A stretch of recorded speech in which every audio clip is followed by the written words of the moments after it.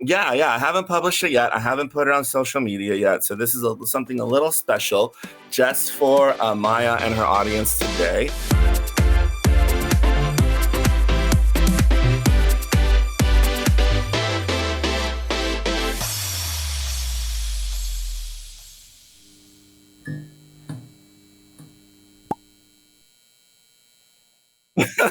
Real quick before we go to the art, when I was in seventh grade, we went on a camping trip, and all of my friends in our tent were so riled up they couldn't sleep. It was like 2 a.m. and they couldn't sleep. And finally, my friend Graham said, Baruch, could you explain the Age of Apocalypse to us, how it happened and what it represents? And I went, yes, I can. And so I start going like, okay, Professor Xavier's son went back in time.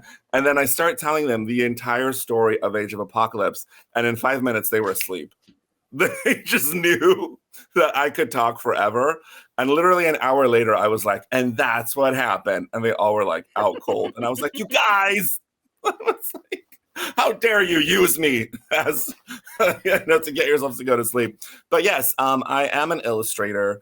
I do a bunch of illustration work. I think I'm not really known that much for it other than Tiny Baruch. I created Tiny Baruch back in like 2016 when I was super like pissed off about a bad day I had, and I decided to draw it. And then I also, as you know, you yourself are a queer organizer, or promoting shows is hard, and I was desperate. So I drew myself as a little chibi person in the style of Adventure Time and Rebecca Sugar. I always mention that because my style is definitely inspired by those artists, those incredible artists. Rebecca Sugar is also queer. A lot of the artists that worked on Adventure Time were queer. So I drew a little tiny version of myself saying, please come to my poetry show, because oftentimes when we do the type of stuff we do, we don't have that much money for, promotion, and we have a lot of competition,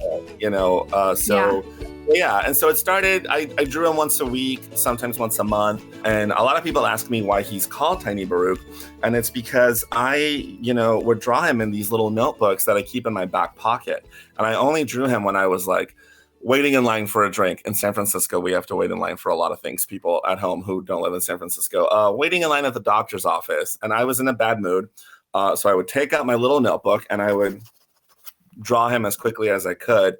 And so that's why not only that, he looks like a little, chibi thing, but that's why I started calling him Tiny Baruch, because I draw him in these little tiny notebooks. But this one that I'm going to show y'all is an example of something that I haven't published yet. Oh, good. Yeah, I haven't published it yet. I haven't put it on social media yet. So this is something a little special just for Maya and her audience today. I'm going to do a screen share. Oh my God, so cute. I love it. Thank you. So that is, I'm currently working on this piece. It's called Tiny Rocketman, and it is an exploration on loneliness and everyone's favorite topic right now, depression. Here we see Tiny Baruch flying towards a new uncharted planet, and it talks about how all of my life I've looked for signs, and signs have always found me even in my darkest times, even when I feel the most alone. But recently, or not that recently, during the pandemic, at one point, I stopped seeing signs, and I got really sad about it. And so here's Tiny Baruch, like, looking at beautiful things.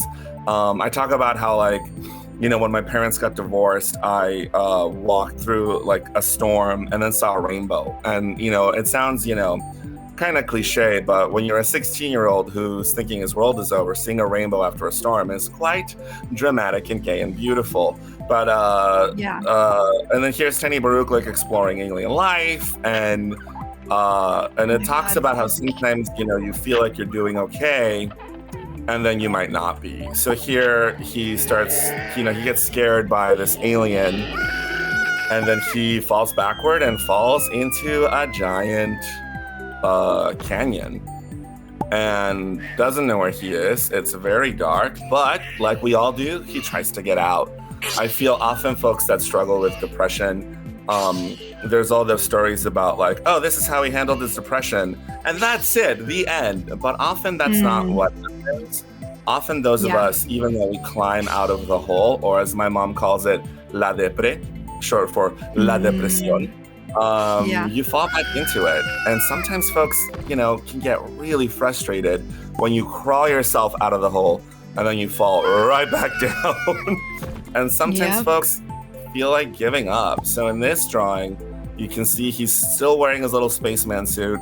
His suit's all like dirty because he's been trying to get out of the canyon, but he can't find a way to get out of there. And sometimes that's what happens with depression. And sometimes you look up from the hole and you don't see any signs of things getting better. And so this comic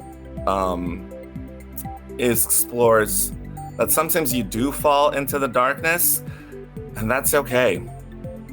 You're still alive. Even if you hit rock bottom, you're still alive. Mm-hmm. If you hit rock bottom and you're still there, that's a good thing. If you are aware that you're in rock bottom, if you can look into the darkness, that is good. And so part 2 of this is going to be Tiny Baruch trying to explore the darkness.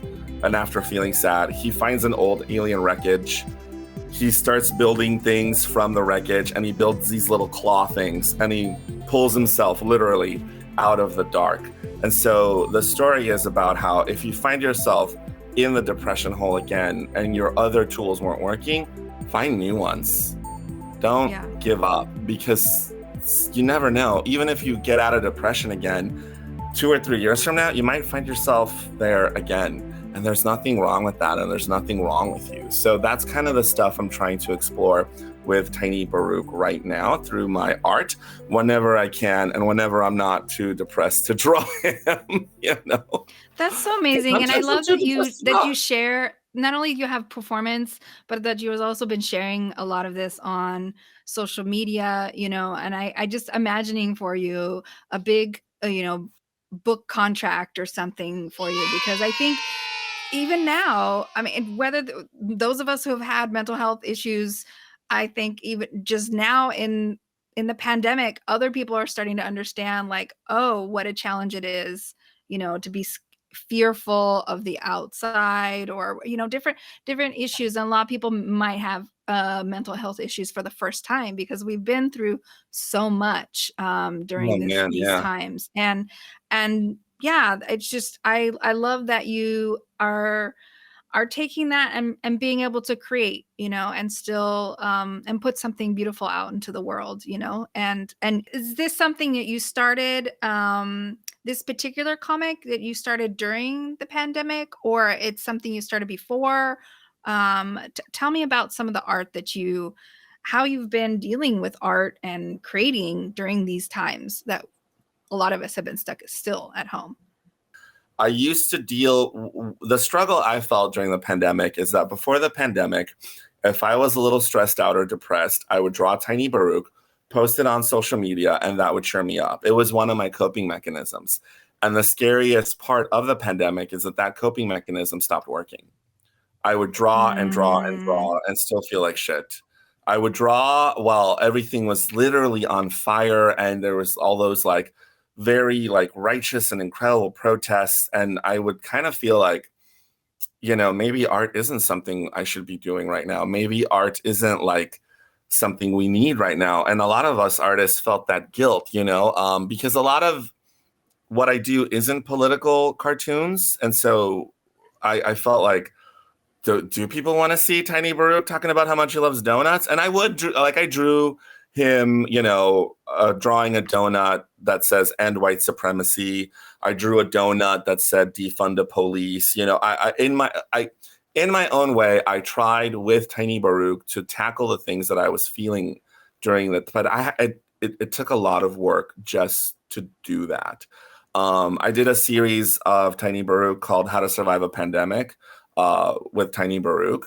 And even that took me weeks to be able to put together, because during the worst parts of the pandemic, I was only letting myself draw if I had helped my friends or family, if I had donated to good causes, if I had helped my neighbors. Otherwise, it just felt too indulgent. And then I literally had to have friends tell me, You're too much of an old Mexican Catholic. Stop beating yourself up. Yeah. Here's some markers. Draw some dicks. I was like, I can't draw dicks right now. We're in a pandemic. And so no, but look at all the people that have turned to art, you know, watching shows, like all these things. It's I don't think that we need to be just super serious all the time. Like art is a part of our humanity. And you know, I think of like some of our cultures, we have dark humor and people who've been through revolutions and dictatorships, you know, that's where some of that humor and some of that playful and that joy, I honestly think that joy is absolutely a part of the revolution. Just like Rosa Luxemburg says something about, if there's no dancing at the revolution, you know, I don't want to go. So absolutely. I think it's the time that we get down to work, we create. And I'm glad you've been able to still create. And also, we shouldn't be so hard on ourselves about whether we're creating only political work. And I think our voices, just being able to tell our stories, you know, and survival, I think that's also a part of it too. So I'm glad you are so creative. Thank you. I'm glad you are. Mine was like, if the revolution doesn't have an orgy, I'm not there. That's what I've been saying. That's what I'm saying. Because, girl, as soon as they came out with those vaccines, I was like, where is the orgy? ¿Dónde están los hombres? Let's go party. And I had some fun because I am a slut. But everybody was vaccinated. Everybody had to show their vaccination cards at the door. And why live in San Francisco and pay this expensive rent if you're not going to have a little fun? And now it's time to say goodbye. Thank you for coming to our queer show. Have a good night and lots of sex. Yay!